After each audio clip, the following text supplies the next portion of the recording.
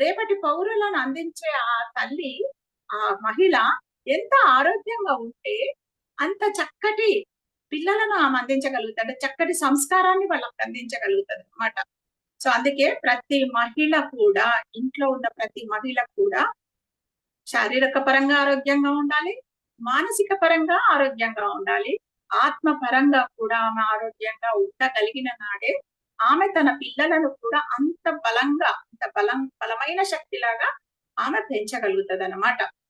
So, అందుకు మనకు ధ్యానం బ్రహ్మర్షి పితామహ పత్రి గారు మనకు ధ్యానం అనే ఒక అద్భుతమైన వరాన్ని మనకు అందించారు.